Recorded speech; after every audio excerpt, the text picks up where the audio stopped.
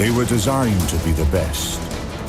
They met enemies face to face, endured tragedies and enjoyed victories. They went down in history due to the bravery of their crews. They are the ships that deserve to be called Naval Legends.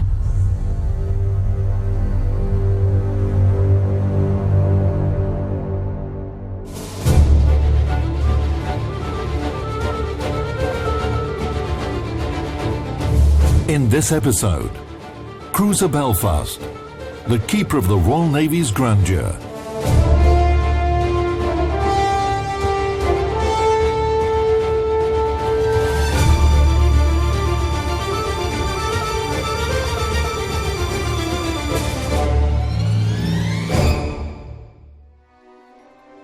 In the beginning of the 1930s, the British Admiralty learned that Japan had begun construction on the new Mogami-class light cruisers, which surpassed the British ships of the same type.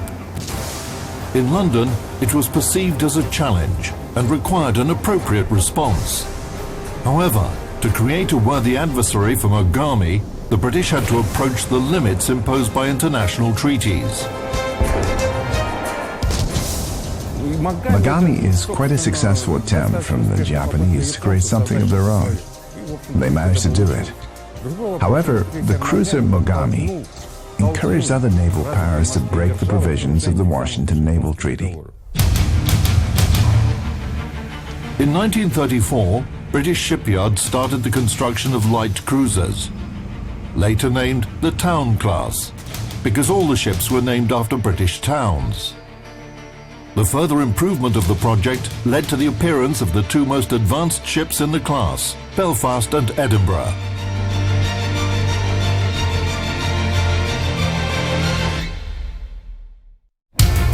In comparison with other towns, they had better armament and a more rational armour layout. By many parameters, the British cruisers were on a par with foreign ships of the same type, despite the fact that they were inferior to their main rival, Mogami, in the number of primary armament guns, 12 against 15. The British tried to even the score by developing new artillery systems for main batteries. They tried to install a 4-gun turret on Belfast and Edinburgh, but the early trials showed that it became very tight. What does this mean? The turret was overcrowded, making the ammunition handling and firing too inconvenient. That's why they gave up on the idea very quickly. As a result, engineers settled for triple turrets that had a distinctive feature. To prevent the powder gases from affecting the shell's trajectory when all barrels fired simultaneously, the middle gun was moved backwards a little. The Belfast's firepower was reinforced with 6 coaxial dual-purpose artillery mounts, with a caliber of 102 millimeters. In general, the cruiser was well armed, and her bountiful artillery made up a good part of her displacement. Cruiser Belfast was commissioned on the eve of war on August 3, 1939. But 4 months later, she had to return to dock.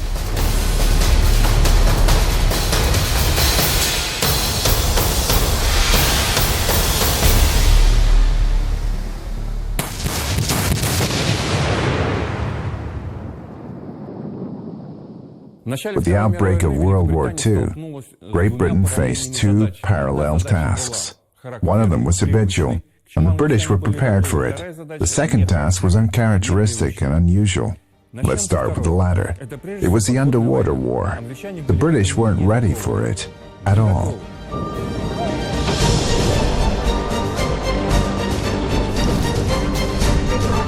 German U-boats were causing lots of trouble, but the British were able to sink them. However, the Royal Navy ships faced another enemy, mines. Belfast fell prey to the most dangerous of them, a new German bottom mine. In 1939, when a mine exploded underneath this engine room, it pushed everything up to such an extent that they had to rebuild almost the entire ship.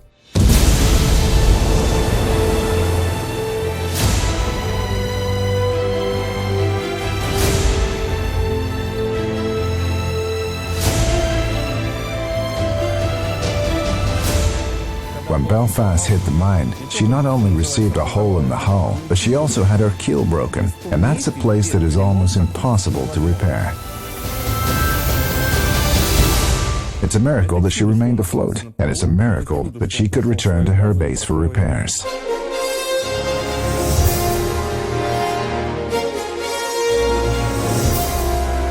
Over the course of the modernization, Belfast was equipped with modern radar systems, an upgraded gunfire control system, and became almost a meter wider to increase her stability.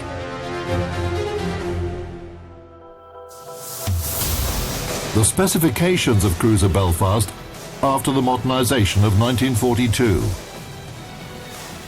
Length 187 meters, beam 20.2 meters, draft 7.1 meters. Total displacement 14,900 tons. The power plant included 4 turbo-gear Parsons turbines and 4 Admiralty boilers, and produced 80,000 horsepower. The cruiser's maximum speed reached 31 knots after the modernization. Main belt 114 millimeters, decks from 51 to 76 millimeters, athwartship bulkheads 63 millimeters. Primary armament turrets were protected by armor from 51 to 102 millimeters thick. Armament. Primary armament. 12 152 millimeter Mark 23 guns in 4 turrets. Long-range anti-aircraft artillery. 12 Mark 16 cannons in coaxial mounts, caliber 102 millimeters. Small caliber anti-aircraft artillery. 2 Vickers Mark 6A 8-barrel pom-pom guns, caliber 40 millimeters. 4 single-barrel and 5 coaxial Oerlikon mounts. The cruiser carried 2 triple TR-4 torpedo launchers with a caliber of 533 millimeters. 3 Supermarine Walrus aircraft were on board to carry out reconnaissance and fire adjustment. Cruising range 22,600 kilometers at 12 knots.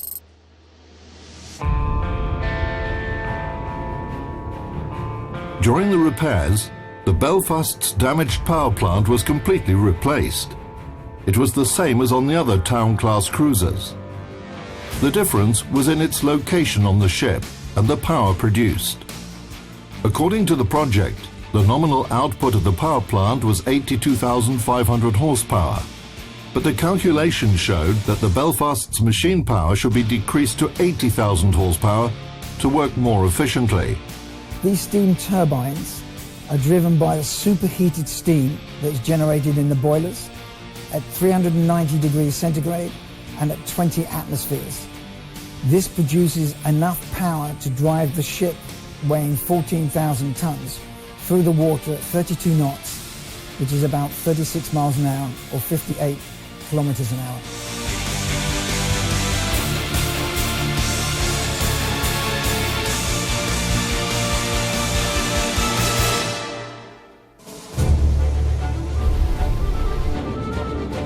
Understanding the threat posed by German U-boats, the British Navy was constantly hunting for them.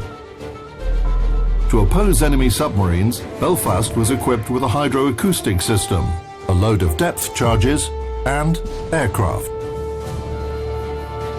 3 Walrus seaplanes were able to fight submarines, apart from reconnaissance and fire adjustment tasks.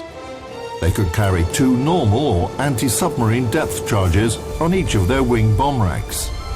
And it was designed to be catapulted from between the funnels into the air and then go off and do its tasks. Its tasks were primarily reconnaissance and anti-submarine warfare, but it was discovered very early on that actually the aircraft was very useful as a search and rescue aircraft.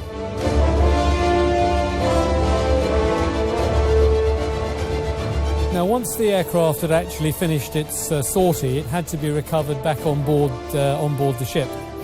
And one of the ways in which you could try and ensure that the water wasn't too rough for it to land on was for the ship to do an S manoeuvre, which left a sort of hemisphere of smooth water onto which the aircraft could land. Once it landed, the aircraft then had to taxi up alongside the ship and then be recovered. Clearly, the pilot could not stop the engine until the telegrapher gunner had actually hooked the jib from the crane, or the hook from the crane, onto the aircraft. So if you can imagine, he was sitting up on top of here with the crane hook coming down towards him in a very rough sea, waiting to hook it on with that propeller going round behind him. A very dangerous job. Once it was hooked on, the engine could be switched off and then the aircraft could be craned on board. They wanted to do it as quickly as possible before the slick that they had created had actually dissipated and the water began to get rough again.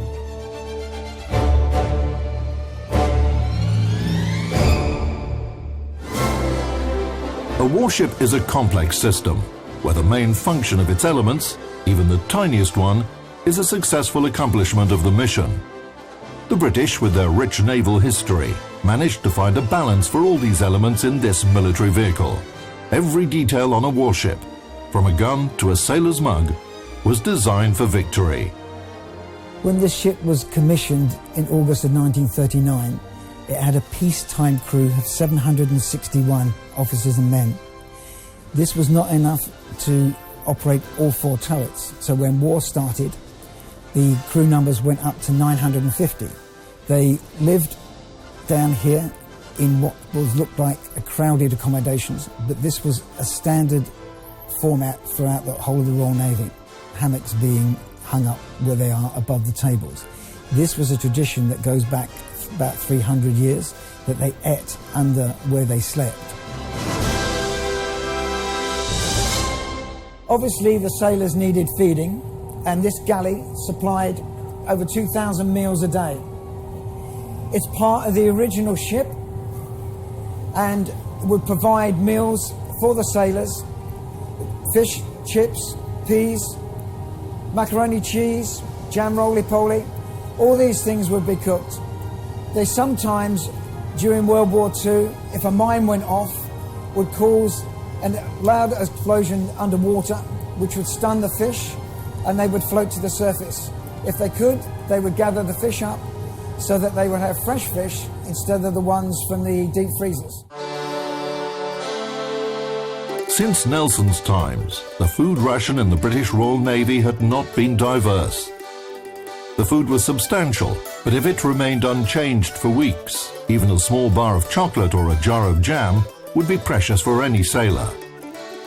However, the real emporium of wonders on Belfast was a ship kiosk, where the sailors could purchase delicacies and everyday items. We are in the NAFI canteen. The NAFI is an organisation that was invented or developed in 1921 by a team of volunteers who wanted to help the Navy, the Army and the Air Force get things that they couldn't get on ship normally. So things like beers, sweets, chocolates, medal ribbons, rulers, pencils, postcards, anything that they weren't issued with. And as a consequence, it developed into an institution and became known by all the members of the British Armed Forces as the NAFI, the Navy Army Air Force Institute, which over the years of service on the ship become a great boost to the morale of the sailors.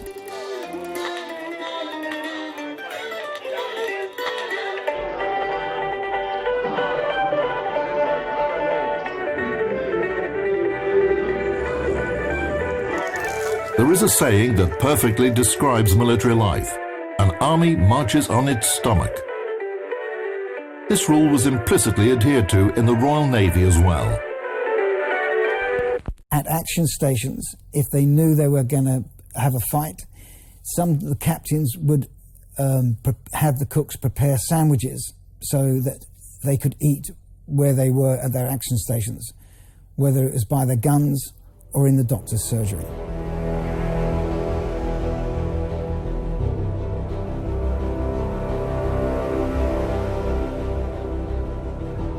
The sick bay we have here is from the late 1950s, early 1960s, and would have been similar to the one in 1930s during World War II. The conditions on the ship in the hospitals would be as modern as they could make it, and the sailors would be better off in here normally than they would be in their own hammocks. In times of war, other parts of the ship, especially the officers' mess, would be cleared of all the furniture, and temporary operating tables like the one you can see behind me would have been established around the ship.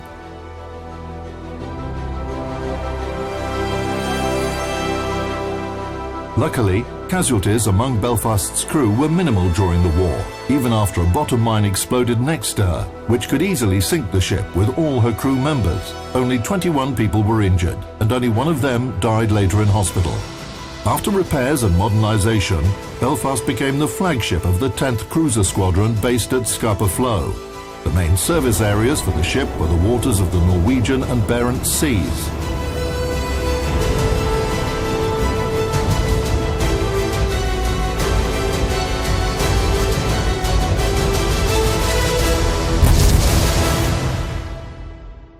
The two best light cruisers of the British Royal Navy have an interesting history.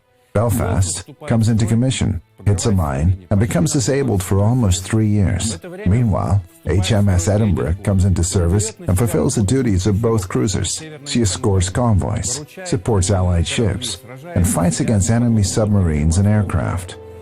Unfortunately, Edinburgh was sunk with a valuable cargo of gold. However, Belfast returns from the repair docks and takes up the torch. What hadn't been accomplished by Edinburgh was completed by Belfast. They complemented each other. They were like twin sisters, worthy of each other.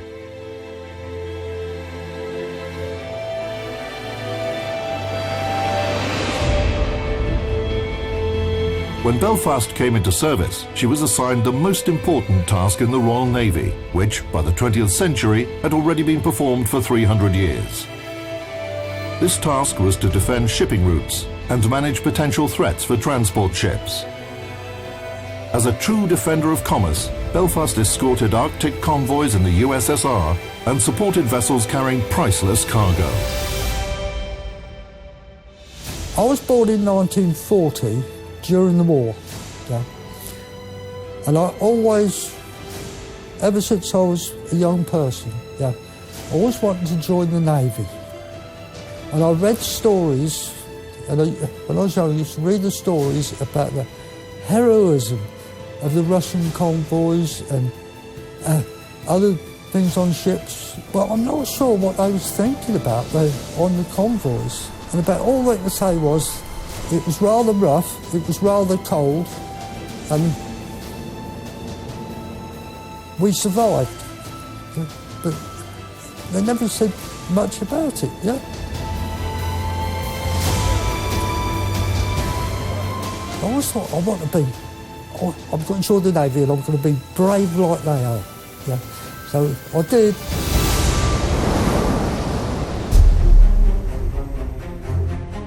The rich history of sea battles and high qualification of British sailors were key factors for the great performance of the Royal Navy.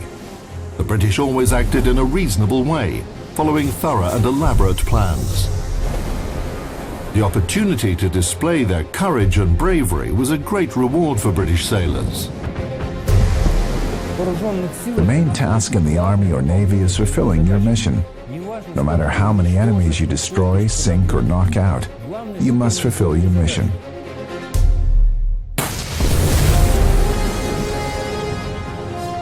If German ships go peacefully by, nobody will attack them. But if they threaten the convoy, the British, despite the tremendous superiority of the Germans, attacked their heavy warships. They did what they had to. The Germans were astonished and forced to retreat. And the British didn't think themselves heroes. They were just doing their duty.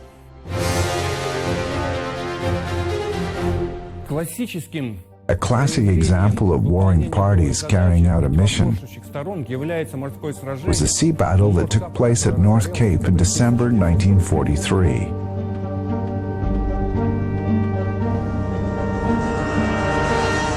The German battleship Scharnhorst, accompanied by 5 destroyers, was tasked with destroying a convoy. That was her mission. The convoy support ships, including cruiser Belfast, were assigned a mission to defend the convoy at any cost.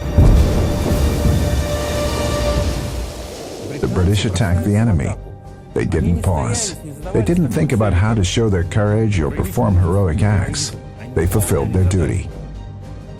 Of course, they knew that the German heavy ship would destroy them, but they had a mission: defend the convoy, and they attacked the enemy and fought.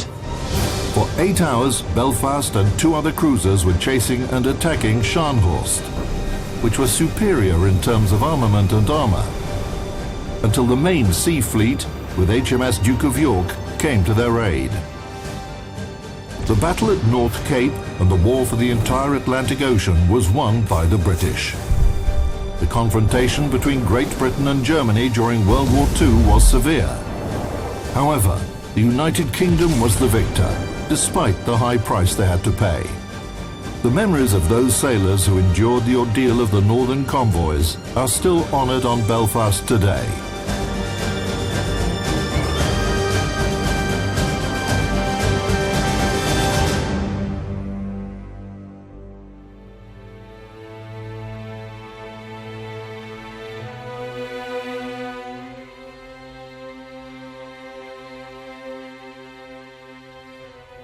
The chapel on the ship was put here in the late 50s and 60s and is still in use. The icon of Admiral Yushakov behind me is the connection between Russia and this ship during World War II and the Arctic convoys. Families who have veterans from the Navy that are dying have their ashes scattered sometimes from the back of the ship, and they're allowed in the chapel so they can sit in peace and remember their loved ones.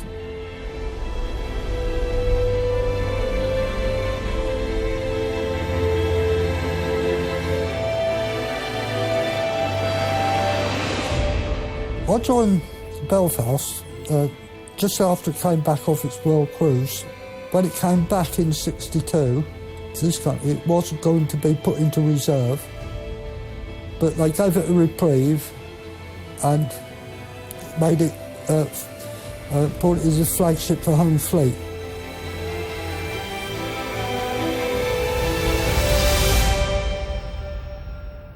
By the early 1970s, Belfast was the only remaining British cruiser that participated in World War II. She was going to be sent to the shipbreaking yard, like her fellow ships. However, thanks to the efforts of British veterans and those who were concerned about naval history, cruiser Belfast was saved and left as a memorial to the courage and bravery of British sailors. Today, she holds pride of place at Tower Bridge, in the heart of London. And I've had a very enjoyable life, and I still am. I'm still serving this ship as Secretary of the Association. And I don't think anybody can ask more than being able to do and achieve what a person wants to do. And that's what I'm still doing.